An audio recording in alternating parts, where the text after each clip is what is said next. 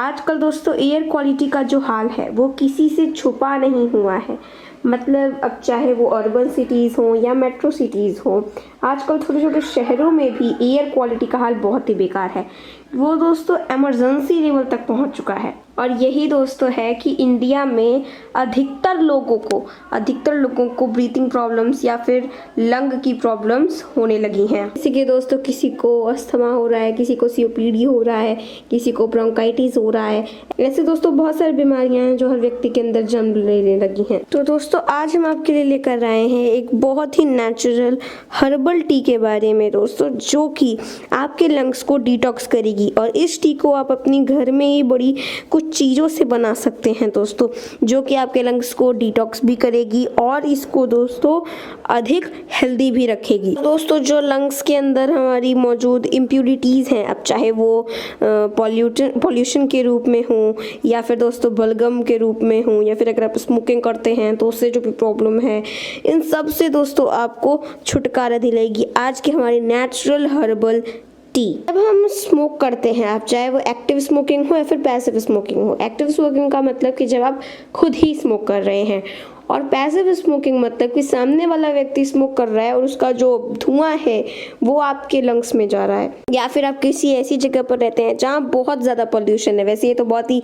आम बात हो गई है, पॉल्यूशन तो सब जगह रहते हैं, लेकिन आप एक ऐसी जगह रह रहे हैं जहाँ बहुत ही ज़्यादा पॉल्यूशन है। या फिर दोस्तों अगर कोई रेस्पिरेटरी इलनेस है, जैसे कि अस्थमा है या फिर सीओपीडी है, जिसने दोस्तों हमारे लंग को वीक बना दिया है, सांस की नालियाँ हैं दोस्तों, इनमें बलगम जमना शुरू हो जाता है। और ये टाइम के साथ साथ ये जो बलगम है वो थिक होने लगता है, इसका जो वाटर कंटेंट है वो कम हो जाता है और इसमें बलगम बढ़ने लगता है। उनका जो रास्ता होता है उसको तंग कर देता है। यानी कि अगर दोस्तों सांस की नली का रास्ता इतना चौड़ा है तो बलगम जमते वो बिल्कुल पतला सा हो जाएगा, जिससे लोगों को सांस लेने में बहुत ज़्यादा प्रॉब्लम होती है, अस्थमा की दिक्कत हो जाती है। लेकिन दोस्तों आज हम जो नेचुरल हर्बल टी बनाने वाले हैं, इससे अगर कोई भी बलगम जमा हुआ है हमारे सांस की नली में या फिर अगर लंग में कोई भी इम्प्यूरिटी है, उसको दोस्तों ये बिल्कुल भी साफ़ कर देता है और बिल्कुल ही ठीक कर देता है आज की हमारी टी। दोस्तों इसमें फर्स्ट इंग्रेडिएंट है हमारा जिंजर, यानी कि अदरक। अब दोस्तों जो अदरक होता है वो एंटी इन्फ्लेमेटरी होता है, मतलब कि जो हमारे लंग्स होते हैं उनमें जो इन्फ्लेमेशन होता है उसको कम करने का काम करता है। यानी कि कफ जो होता है दोस्तों, उनको क्या करता है, उनको ये कम कर देता है और ब्रीथिंग में बहुत ही हेल्प करता है। अब दोस्तों जो दूसरा इंग्रेडिएंट है हमारा वो है मुलेठी। मुलेठी जो होता है दोस्तों वो anti viral and anti bacterial होता है दोस्तों, यानी कि ये एक्सपेक्टोरेंट होता है, मतलब कि जो भी दोस्तों बलगम जमा होता है उनको पतला करके बाहर निकालने का काम मुलेठी करती है। और दोस्तों ये जो है हमारे एयरवेज को बहुत ही रिलैक्स करता है, यानी कि जो भी दोस्तों अस्थमा जैसी प्रॉब्लम है या फिर जो भी सांस लेने में दिक्कत हो रही है दोस्तों, उसमें मुलेठी हेल्प करती है। अब तीसरा इंग्रेडिएंट दोस्तों हमें चाहिए लेमन।